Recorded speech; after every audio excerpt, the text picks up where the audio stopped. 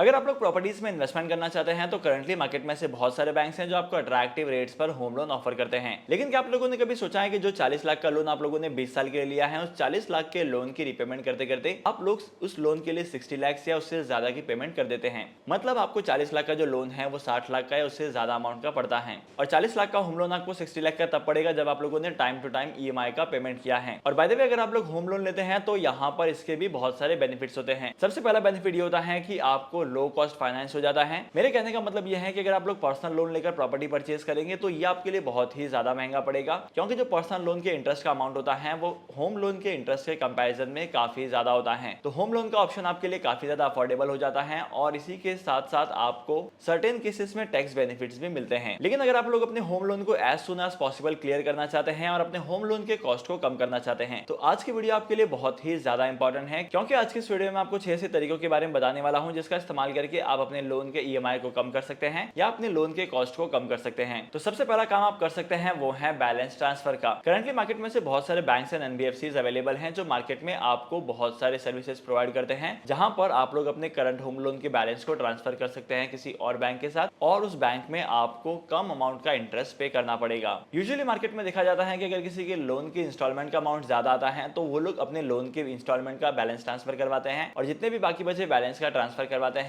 उस अमाउंट पर loan convert हो जाता है और उस नए लोन का जो टाइम पीरियड होता है वो टाइम पीरियड ज्यादा होता है और इंस्टॉलमेंट का अमाउंट जो है वो और भी कम होता जाता है। सेकंड चीज, जैसे कि मैंने आपको वीडियो के स्टार्टिंग में बताया है कि आपको आपकी ईएमआई का पेमेंट टाइम पर करना है। अगर आप अपने ईएमआई का पेमेंट टाइम पर करते हैं तब यहाँ पर आपको एडिशनल चार्जेस पे नहीं करने पड़ेंगे। लेकिन अगर आपकी ईएमआई की इंस्टॉलमेंट स्किप हो जाती है या आप लोग ईएमआई की इंस्टॉलमेंट मिस कर जाते हैं तब यहाँ पर इंस्टॉलमेंट मिस करने की वजह से बहुत सारे पेनल्टीज और चार्जेस पे करने पड़ेंगे, जिसकी वजह से आपके ईएमआई का कॉस्ट और भी ज्यादा बढ़ सकता है। इसके बाद तीसरा काम ये करना है कि जब भी आप लोन लेने के लिए जाएंगे तो आपको किसी भी लोन को लेने के लिए अवॉइड करना है। मेरे कहने का मतलब यह है कि जब तक आपका एग्जिस्टिंग होम लोन चल रहा है तब तक आपको कोई भी एडिशनल दूसरा लोन नहीं लेना है, क्योंकि बहुत सारे केसेस में देखा जाता है कि मल्टीपल लोन होने की वजह से होम लोन की ईएमआई का पेमेंट लोग टाइम पर नहीं कर पाते हैं और होम लोन की ईएमआई का पेमेंट अगर आप लोग टाइम पर नहीं करते हैं तो यहाँ पर पर्सनल लोन के कंपैरिजन में काफी ज्यादा चार्जेस होते हैं। नंबर 4 आप लोग कर सकते हैं सेव एंड रीपे। इसका मतलब यह है कि आपको सेविंग करनी है, जितनी ज्यादा हो सके उतनी ज्यादा सेविंग करनी है और आपको कोशिश करनी है कि एडिशनल अमाउंट की ईएमआई आपको पे करनी है और आपको हमेशा ये कोशिश करनी है कि आप एक साल में कम से कम एक ईएमआई एक्स्ट्रा पे कर सके, क्योंकि अगर आप लोग एक साल में एक ईएमआई भी एक्स्ट्रा पे करते हैं तो ये एक्स्ट्रा ईएमआई का जो पैसा होता है और इसकी वजह से आपके लोन का टेन्योर और इंटरेस्ट भी कम होता है। इसके अलावा मार्केट में से बहुत सारे बैंक्स हैं जहां पर आपको प्री पेमेंट का ऑप्शन मिलता है और मार्केट में से बहुत सारे बैंक है जो प्री पेमेंट के ऑप्शन में कुछ ऐसे ऑप्शन देते हैं जिसकी वजह से आपके होम लोन का जो टेन्योर है वो कम हो जाता है। जैसे कि अगर आपने कोई लोन लिया है और 6 महीने के बाद आपको ऑप्शन मिलता है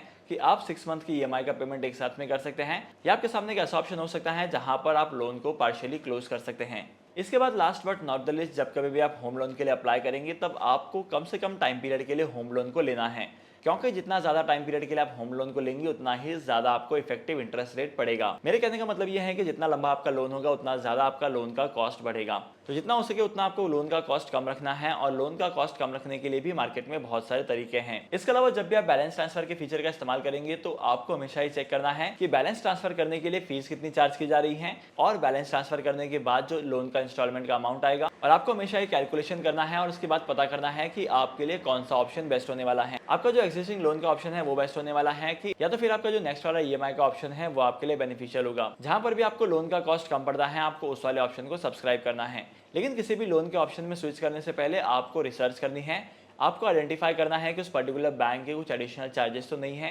क्योंकि मार्केट में से बहुत सारे बैंक हैं जिनके एडिशनल चार्जेस होते हैं। लोग लोन ट्रांसफर करने के टाइम पर बताते नहीं है कि इनके चार्जेस कितने हैं और यहाँ पर आपको लोन कितने रेट पर पड़ेगा। तो आपको हर एक चीज को प्रॉपर्ली ऑब्जर्व करना है और उसके बाद ही लोन के लिए अप्लाई करना है या किसी भी लोन के बैलेंस ट्रांसफर के लिए अप्लाई करना है, क्योंकि मेजोरिटी केसेस में देखा जाता है कि बैलेंस ट्रांसफर के फीचर में आपको आपके जो ईएमआई का अमाउंट है वो कम हो जाता है। लेकिन अगर इंस्टॉलमेंट का अमाउंट कम होता है तो इसका मतलब ये नहीं है कि आपके ईएमआई का कॉस्ट यानी कि आपके लोन का कॉस्ट कम हो चुका है। आपके लोन का कॉस्ट ईएमआई कम होने की वजह से बढ़ भी सकता है। और last but not the list, अगर आप लोग होम लोन के लिए अप्लाई करते हैं और होम लोन को कंटिन्यू करते हैं तो आपका मेन एम यही होना चाहिए कि एज सुन एज पॉसिबल आपको आपके होम लोन का पेमेंट करना है और आपके होम को मॉर्गेज फ्री करना है। आई होप कि आज के इस वीडियो का कंटेंट आपको वैल्यूएबल लगा होगा। अगर आपको आज के इस वीडियो का कंटेंट वैल्यूएबल लगा है तो इस वीडियो को लाइक करना, शेयर करना और मैं आपको मिलूंगा अगली वीडियो में नए टॉपिक के साथ, एक इंटरेस्टिंग टॉपिक के साथ। तब तक के लिए signing off, happy investing and good bye.